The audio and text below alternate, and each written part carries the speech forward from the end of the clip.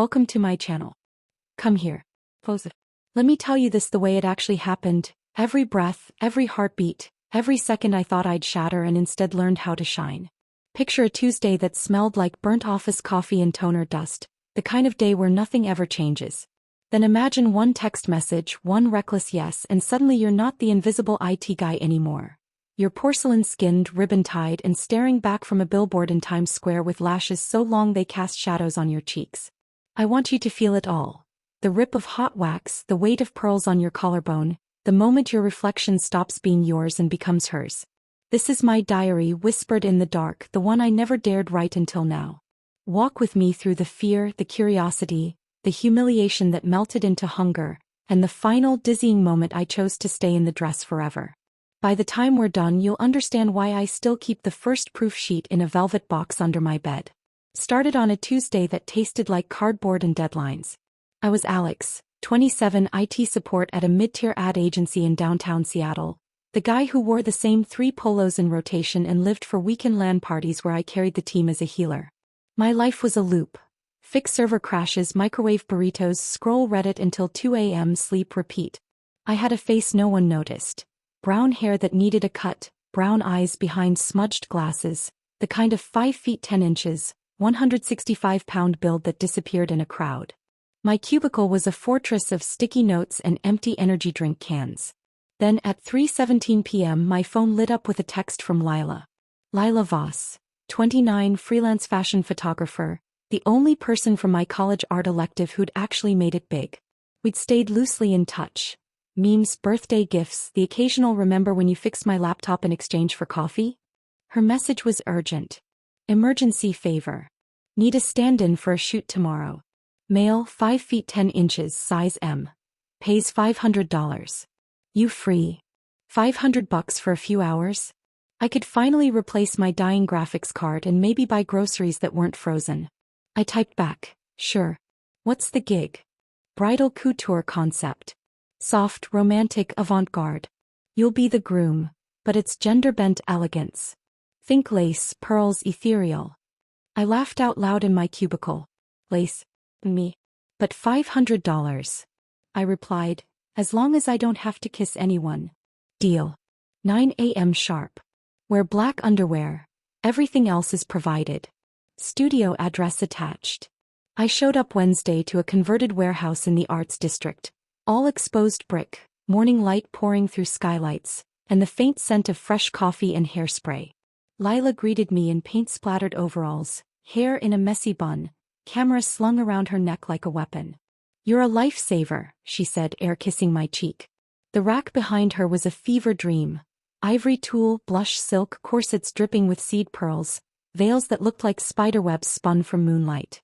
My stomach did a slow, uneasy flip. Wait, I thought I was the groom. She grinned, eyes sparkling with that manic creative energy I remembered from college. Change of vision. The concept is, the bride who stole herself, ethereal, androgynous, a little haunting. You're perfect. Trust me. Trust me. Famous last words. They started with waxing. Full body from collarbone to toes, even my eyebrows reshaped into delicate arches. The esthetician, a tiny woman named May with a voice like wind chimes, spread hot wax in precise strips. The first rip was thunder. I bit down on a towel to keep from yelling. Each pull left my skin pink and impossibly smooth, every nerve ending screaming awake. By the end I was hairless, glistening with aloe and trembling. Then the shaping. A stylist named Juno laced me into a waist cincher so tight I saw stars, pulling the ribbons until my 32-inch waist became 26. Breathe from the top of your lungs, she coached. Hip pads snapped on, foam curves that turned my silhouette into an hourglass. Silicone breast forms, custom molded and warmed to body temperature, were glued to my chest with medical adhesive. They were C-cups, heavy and moved when I breathed. The gown was a cloud of blush tulle over a boned corset, off-shoulder sleeves trailing lace like spiderwebs. A petticoat rustled beneath, making the skirt bell out like a dream. Juno sat me at a vanity lit by ring lights. She glued on individual lashes, painted my lips rose quartz, dusted highlighter until I glowed like moonlight on water. The wig, platinum waves to my waist, Was pinned with a pearl comb that caught every glint. Heels. 4 inches crystal straps that bit into my arches. I stepped onto the seamless white backdrop and the mirror wall hit me like a slap. The person staring back had cheekbones sharp enough to cut glass, eyes huge and haunted, a neck swan graceful above the corset's grip. My own mother wouldn't recognize me. My voice cracked when I whispered, "Lila, this is insane." She adjusted a softbox, eyes soft behind the lens. "Insane or you?" Hold that thought. Camera loves vulnerability. The first shutter click felt like a gunshot. By the 50th I was trembling. Part terror, part something electric I couldn't name. The gown whispered with every breath. The pearls on my collarbone were cool, heavy, real. The shoot ran 12 hours. Between setups I learned to glide instead of stomp, to tilt my chin so the light caught the pearls, to let my hands float like I was underwater. Crew members called me Miss without blinking. When the catering guy handed me a kale salad and said, "Watching your figure, gorgeous," heat flooded my face, but I smiled, lashes fluttering, and murmured, "Thank you." Thursday morning, Lila texted while I was still in bed, the memory of tulle against my skin lingering like a phantom limb. Client lost it over the proofs. Wants a full campaign. Weekend reshoots plus social content. $2,000 total. You in? I should have said no. I had a server migration at 8 a.m. Instead I typed, yes. Friday I called in sick to work. First time ever. My manager bought it, I never missed. At the studio the rack had multiplied. Silk robes, satin slippers, a velvet choker with a cameo, a garter embroidered with tiny roses. They painted my nails shell pink, threaded pearls through my wig, and added a veil that trailed 3 feet behind me. Between shots, Lila showed me the monitor. Me reclining on a velvet chaise, veil drifting, eyes half-lidded like a pre-Raphaelite painting. "That's not me," I breathed. "It's Alexa," she said, voice low. And Alexa is starving for more. By Saturday my apartment felt alien. My reflection in the bathroom mirror, still smooth, still glowing, mocked the polo shirts hanging limp in my closet. I tried to game. The controller felt clumsy in manicured hands. My Discord buddies asked where I'd been.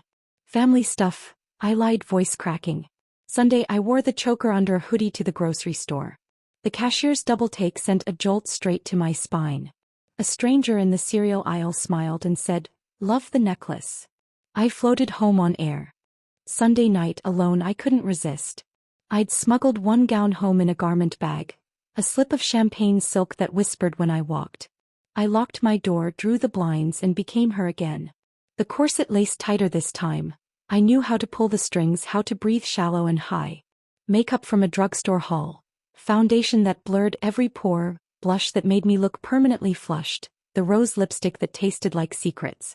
I practiced poses in the full-length mirror. Hand on hip, gaze over shoulder, lips parted just enough. The silk slid over padded hips like water. I filmed myself on my phone, slow-motion twirls, the skirt flaring like a bell. Watched it back and felt my breath hitch. That's me. Not Alex. Alexa. I tried voices. Soft, breathy, then sultry. "Hello, darling," I purred to the empty room. Goosebumps rose on my arms. I experimented with jewelry. The pearl choker, a bracelet that chimed softly, earrings that brushed my neck. I walked in the heels until my calves burned, until the click-click-click became a heartbeat. I posted a single anonymous clip on a private story. Lips only, gloss catching light. Caption: "She said yes to herself." 47 views in an hour. Comments from strangers. "Obsessed. Marry me. Who is she?" I deleted it, heart racing, but the seed was planted. Personal growth and experimentation. 620 words. Lila booked a rooftop shoot at golden hour Monday. I arrived in the gown, veil trailing like a comet. The city sprawled beneath us, wind tugging at tulle, turning the skyline into a watercolor. Between clicks I laughed, real laughter, and Lila caught it mid-frame. "That's the money shot," she said. After wrap she handed me a USB drive. "Your digitals. Do whatever you want with them." That night I created an Instagram at Alexaneless. First post, a close-up of my lips, rose gloss catching light. Caption: "She said yes to herself." 200 likes in 2 hours. I followed fashion accounts, learned contouring hacks, bought my first pair of heels online. Nude patent for inches delivered in a plain brown box. Tuesday I wore lace panties under my work slacks. No one knew. But I knew. Every step was a reminder, silk against skin, a secret smile. Wednesday I skipped lunch to buy my first dress. Emerald velvet, knee-length, backless. Or grocery shopping. A stranger held the door, eyes wide. You look like you stepped out of a painting. My heart soared. Thursday I wore the pearl choker to work under my collar. Jenna from accounting did a double take in the break room. New style. I smiled, mysterious. Something like that. Friday I wore the full look to a coffee shop. Subtle makeup, the emerald dress, hair in loose waves. The barista wrote, "Alexa," on my cup without asking. I posted a mirror selfie. 1,000 likes overnight. Monday the agency's creative director, Marcus, called me into the glass-walled conference room. My stomach dropped. He slid a printout across the table. My face, veiled, ethereal from Lila's shoot. "Alex, we need to talk." I braced for firing. Instead, "This is brilliant. The client wants to pitch you as the face of our new luxury bridal campaign. Full-time. Contracts, NDAs, global travel. You'd be Alexa, publicly. Billboards, Vogue, the works." I stared at the photo. The guy who fixed printers was gone. In his place, a woman the world wanted to dress, photograph, adore. Choice. Sign and step into the light, or delete the account and crawl back to polos and server rooms. I signed. The pen felt like a wand. Tuesday I gave notice. Packed my cubicle into a single box. 3 polos, a mug that said, "There's no place like 127.0.0.1, a half-dead succulent." Moved into Lila's spare room turned glam station. Ring lights, vanity, racks of gowns. Hormones started Wednesday.